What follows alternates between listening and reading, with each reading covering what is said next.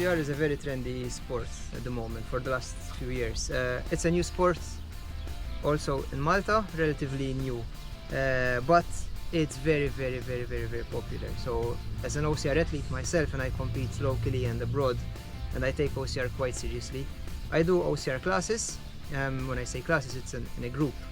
I do also sometimes PT one-to-one, but I would say I really like group classes. There's this group energy that goes on, both beginners, intermediates and elite athletes alike. So I like to keep my classes beginner friendly, meaning that everyone is doing the same session but at your own pace, at your own fitness level. If you have basic fitness, we can start. So most of the people that you see in the video here were actually newbies, complete beginners. They couldn't hang on a monkey bar for more than 5 seconds. That's how I remember most of them. And now you can see them all doing these obstacles. It's a matter of practice, right? Practice, getting confidence, being consistent as always. But if you're a complete beginner and you can barely do any physical activity, I would start by other sports. Don't go into OCR immediately. But yeah, these classes are definitely for beginners. And how can people get in touch with you? Have you got space on your training courses still? Can you take more people? People get in touch via socials. So the group is called Maxed Out. I'm on Instagram. But I'd say the most important thing, marketing thing, is word of mouth. So this group grew by word of mouth. It started off as a small group, and then people get their friends, then they get their friends, their sister, their brother. The group grows like that. I don't do much promotion and marketing online. I do update my socials, but that's pretty much it. There's no sponsored ads, there's no boosted ads. I try to keep it key. My intention is not to make an OCR empire at this stage. It's just more for me to share what I know about the sport and my passion for the sport with all these people. Let's just touch briefly on the exterior 50k. Last November you smashed the course record out to the park. You really did. Unbelievable, and it was muddy, it was raining, it was a terrible conditions to do it. How did that feel for you to get that record? Let's start why we're here. First of all, we're on the stairs leading to this canyon. This is Mosta Valley. This is one of my training grounds. I live very close to this valley, and on the stairs I actually do quite a lot of repetitions, sometimes with a sandbag, sometimes just running up and down. So I do a lot of intervals on the stairs actually, which lead me to make a strong performance in ultras like Gozo 50k. Last November was terrible conditions, yes, and I do the apostrophe because for me it wasn't terrible conditions. For me it was paradise, playground. I don't mind when it's when it's a wet weather. It does make the route slower because the route is usually muddy. So sometimes if it's technical, it's even more technical. So you cannot go as fast as you want, especially on technical parts and on the descents. So that I think cost me some time for last year, November, and it was a groundbreaking time. We did it in 4 hours 29. It was very windy, that was a bit terrible. And the first 20k we had headwind the whole way. I remember on Tachange Cliffs the wind was so strong, we were 4 runners running to get headwind was blocking us from running. I couldn't run fast, I could only jog because of the wind and air resistance. With regards to this year's record, thankfully the climate, even though it's May, was not as hot as previous editions, so that makes a big difference. This year also was the first time that there was serious competition, very high level athletes, and it's with those athletes that I want to compete. It's those athletes and that level that inspires me to even push harder than last November. You came third this time, but for the viewers and the listeners, I know you've recently finished work. You've become a full-time athlete now, and these guys, they're full-time athletes. So, you know, there was nothing wrong with you coming third, and you still absolutely broke your own record from November, which was amazing. How did it feel racing against these full-time athletes, one of which is a Solomon athlete? Was that a great buzz for you? Yes, definitely. It's an honor to race against such athletes. It doesn't happen often, and usually with these athletes, when you only see them at the start line, and then they're off, and it's very hard to maintain their pace. So that's how it is at the moment. Now I shifted my energy more to being full-time athlete, I'm allocating even more time to train. And the purpose behind it is one, because this is my passion. I love it. I don't want to be remembered for the money I made, but the life I lived. And then this is the life I want to be living. I want to enjoy the outdoors and invest in my strength. So that's what I'm trying to do. But there are 2 ultras coming up. There is a secret which I cannot say now, July. But yeah, coming up, actually Gozo 50k was a build-up towards the next race in June. It will be in Austria, slightly longer distance. A new distance for me, because so far the... Can we get the name of that course, or is it a secret as well? Yes, I can say it's Mozart Ultra, 78 kilometers, pretty fast-ish trail run. When I say fast-ish, doesn't mean it's road.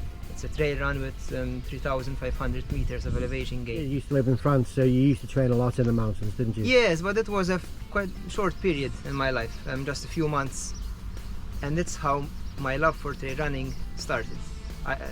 As a Maltese, there isn't much culture of trail running here, so when I grew up here in Malta, trail running and mountain running is something alien.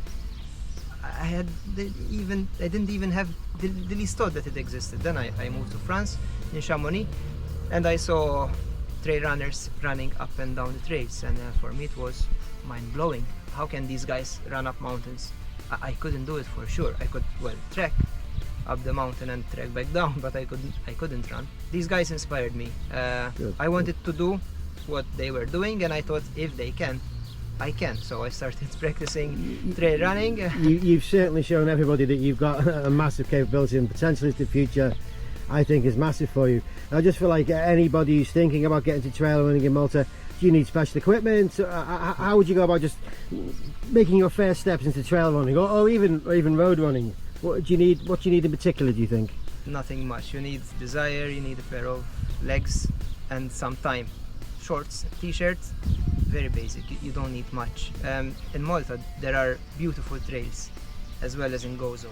There are many other areas where there are beautiful trails in Malta, and beautiful, I mean, you combine the sea and the rocky places. There is some nature around, as you can see behind. Yeah, where we are now is beautiful. For any beginners, all you need is to start. Yeah, okay. Start walking, start running. It's as simple Exactly. as that. Yeah. It's Okay, step yeah. by step. It's a very basic move. You have to be cautious with your big portions, and if you can try to combine adding training plus choosing what you eat. Doesn't mean no pizza, no hamburger, but certain fatty foods I think should not be even in your diet. Where do you stand on alcohol? You know, obviously in moderation, but do you have a glass of wine now and again yourself? Is it? I enjoy a glass of wine. I love it.